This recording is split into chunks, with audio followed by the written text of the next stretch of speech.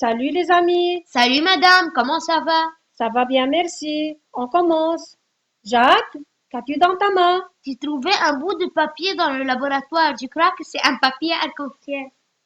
Un papier arc-en-ciel, tu rigoles ou quoi? Il est inscrit P et H. Tout à fait, c'est un papier pH, Jade. Mais c'est quoi le pH? P, c'est potentiel et H, hydrogène. Le potentiel d'hydrogène permet d'évaluer la concentration de l'ion hydrogène dans une solution. Cette grandeur chimique mesure le caractère acide ou basique d'une solution aqueuse. Plus la solution est acide, plus la valeur de pH est faible, et inversement. Madame, mais il y a des chiffres inscrits sur le papier pH de 0 à 14. Tout à fait, ce papier est gradué. Mais avant d'expliquer, on va faire un petit rappel. On distingue trois types de solutions. Solution acide, solution basique et solution neutre. Et pour différencier entre ces trois solutions, on a recours à l'échelle pH, qui, comme tu as déjà dit, est formée de 14 graduations. À pH égale 7, la solution est neutre. Pour pH inférieur à 7, la solution est acide. Pour pH supérieur à 7, la solution est basique. Une solution acide est riche en ion H+, alors qu'une solution basique est riche en ion HO-.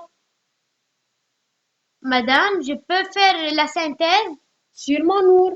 APH 7 veut dire qu'il est neutre.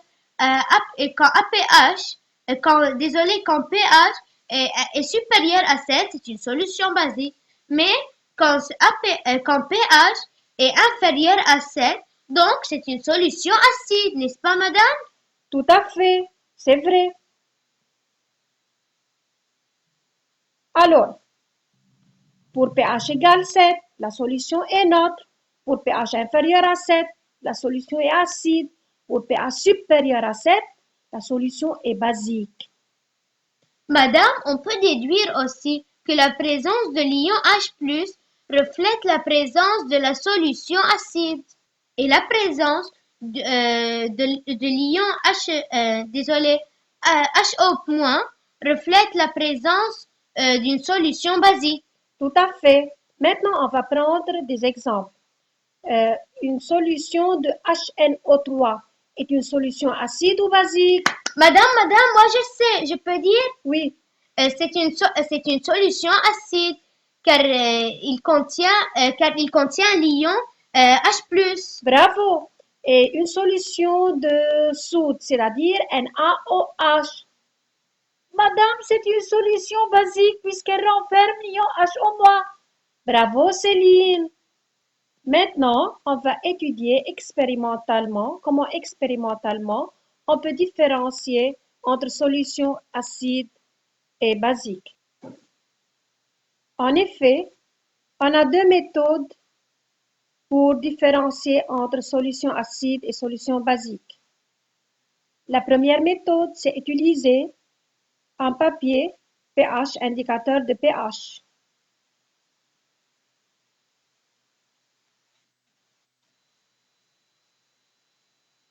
Alors, comment faire? On mesure, on va mesurer le pH. On dispose une goutte de solution sur un morceau de papier indicateur de pH.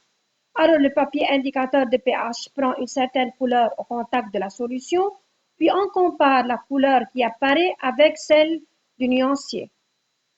Voilà comment on va faire.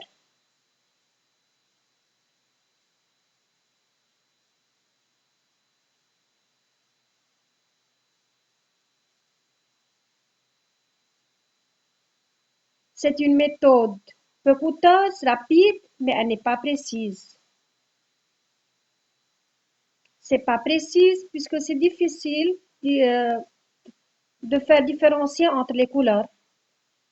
Maintenant, on va passer avec la deuxième méthode, c'est utiliser un pH mètre. Alors, c'est quoi un pH mètre? C'est un outil pour mesurer la valeur de pH. On plonge la sonde dans la solution, on lit la valeur du pH, on rince la sonde soigneusement à l'eau distillée. Voyons ici par exemple, c'est un pH mètre. On peut lire tout directement la valeur est égale à 7,18. Et alors, c'est une solution neutre puisque la valeur du pH est égale à 7. Cette méthode est précise, rapide, mais elle est coûteuse. Maintenant, on va faire une petite expérience. Alors, voici un pH mètre et voici de l'eau distillée. Je veux plonger la sonde du pH mètre. Alors, la valeur affichée, c'est 7. Il s'agit bien d'une solution neutre puisque pH égale à 7. Maintenant, je veux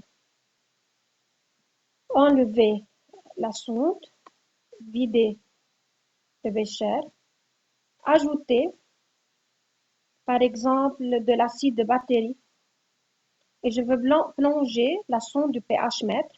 La valeur du pH est égale à 1. Alors, il s'agit d'une solution acide. Il s'agit d'une solution acide puisque déjà de son nom, acide, et puisque pH est inférieur à 7. Je veux de même vider le bécher. Et je veux maintenant mettre par exemple du savon. On va essayer avec le savon. Ah, le savon a un pH égal à 10. Donc, il s'agit d'une solution basique. Alors, il s'agit de l'ion H au moins ici, puisqu'il s'agit d'une solution basique. Je veux ajouter de l'eau pour savoir ce qu'il va se passer. Je remarque que lorsque j'ajoute de l'eau, la solution devient plus diluée, puisque j'ajoute du solvant, et le pH diminue. Je veux essayer maintenant avec une autre solution. Je veux de même vider. Et il faut toujours rincer. Je veux rincer un peu la sonde du pH mètre. Je veux l'enlever. Je veux vider. Je veux essayer avec le sang, par exemple. À votre avis, le sang est une solution acide ou basique? Voyons. On doit plonger la sonde du pH mètre. Alors, le pH est égal à 7,4. C'est une solution neutre, légèrement basique. Alors maintenant, on enlève encore une fois le pH, la sonde du pH mètre. Je veux vider et je veux faire un dernier essai avec le soda, puisque tout le monde voit le soda. Alors, je veux plonger la sonde du pH mètre. Le pH, la valeur du pH est égale à 2,50, c'est-à-dire inférieur à 7. Alors, la solution est acide. Alors, elle renferme l'ion H+.